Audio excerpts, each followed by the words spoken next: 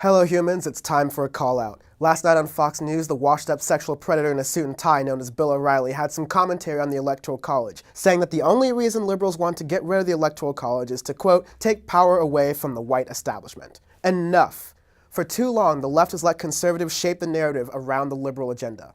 We let them brand us with terms like feminazis or reverse racists, phrases that are meant to cover up their own blatant misogyny and racism. The Electoral College was created as a compromise between densely populated but otherwise small urban areas and the sparsely populated vast rural parts of the Union. Then, just as now, there were differences in culture and values between these two parts, but the Electoral College had to be created to unite the two distinctly different groups against British rule. The Electoral College is an antiquated band-aid. It was nothing more than a compromise, like the 3/5 compromise. The Democrats lost the election because the Electoral College is one of the rules of the game, and they forgot about that.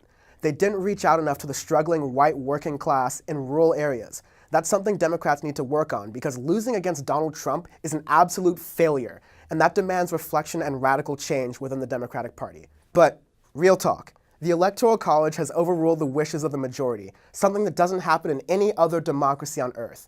We now have a system that has allowed a candidate who has endorsed, wittingly or otherwise, white supremacy. If the Electoral College is meant to protect rural white middle America from political irrelevance, what systems are in place to save women, queer folks, Muslims, and people of color from both an administration filled with people who look to take away their rights and an emboldened, vocal group of people who are directly attacking already vulnerable populations? There are two great paradoxes behind this. One, minorities are about to be the majority. Hillary won the popular vote with help from minorities, a population that's only going to grow.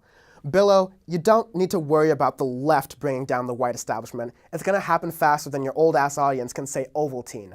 And point two, minorities and white people don't really want different things. Every American wants opportunity and the chance for them and their loved ones to live a good life. When people can't achieve these things, then they will look to figure out what's stopping them. History shows if you want to maintain power, and you need the powerless to do it, it's easiest to pit the powerless against one another. Otherwise, the establishment is simply outnumbered. Minorities aren't taking opportunities from white people. Generations of centralized power and greed are taking opportunities from everyone. Bill O'Reilly is part of that establishment, and he's trying to hold his crypt keeper grasp onto power as long as possible. The days are numbered for him and the establishment he represents.